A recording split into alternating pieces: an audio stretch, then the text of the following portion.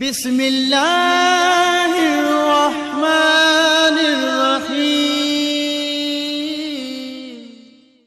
अऊज़ु बिल्लाहि मिनश्शैतानिर्रजीम। बिस्मिल्लाहिर्रहमानिर्रहीम।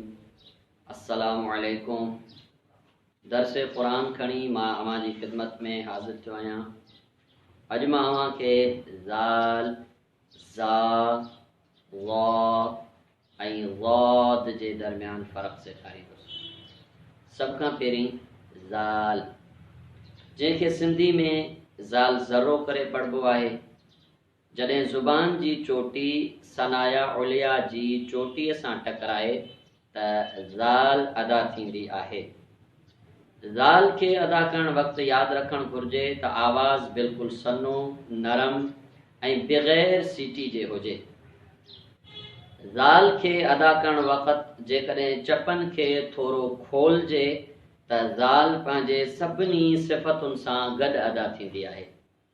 ज़ाल जी मश्क़ करण जो बहितरीन तरीक़ो ही आहे त शुरू में हमज़ो आणियो, उनखे ज़बर, ज़ेर, पेश टिनी हरकतुनि सां पढ़ो ऐं उनखां पोइ ज़ाल आणियो, उनखे साकिन करे हमज़े सां मिलाए पढ़ो। मिसाल अज़, अज़, इज़, इज़, उज़, उज़। उनखां पोइ आहे ज़ा, जंहिंखे सिंधी में ज़े ज़ंजीर करे पढ़िबो आहे। जॾहिं ज़ुबान जी चोटी खां थोरो मथियों हिसो सनाया उलिया जे मिरहायुनि खां मथे हिसे सां टकराए त उतां ज़ा अदा थींदी आहे।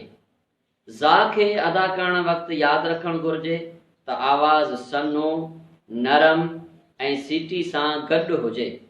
ज़ा जी मश्क़ करण जो बहितरीन तरीक़ो ही आहे त शुरू में हमज़ो आणियो, उनखे ज़बर, ज़ेर, पेश टिनी हरकतुनि सां पढ़ो ऐं उनखां पोइ ज़ा आणियो, उनखे साकिन करे हमज़े सां मिलाए पढ़ो। मिसाल अज़, अज़, इज़, इज़, उज़, उज़।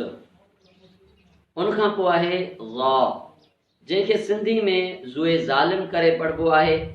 जॾहिं ज़ुबान जी चोटी सनाया उलिया जे चोटीअ सां टकराए त ज़ा अदा थींदी आहे। ज़ा खे अदा करण वक़्तु यादि रखणु घुरिजे त आवाज़ थुल्हो ऐं सीटी जे बग़ैर हुजे। ज़ा जी मश्क़ करण जो बहितरीन तरीक़ो ही आहे त शुरू में हमज़ो आणियो, उनखे ज़बर, ज़ेर, पेश टिनी हरकतुनि सां पढ़ो ऐं उनखां पोइ ज़ा आणियो, उनखे साकिन करे हमज़े सां मिलाए पढ़ो। मिसाल अज़, औज़, औज़, इज़, इज़, उज़, उज़।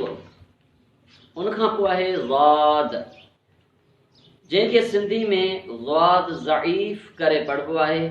जॾहिं ज़ुबान जो सॼो या खॿो पासो सॼे या खॿे पासे जे अज़रासे उलिया सां टकराए त ज़ाद अदा थींदो आहे।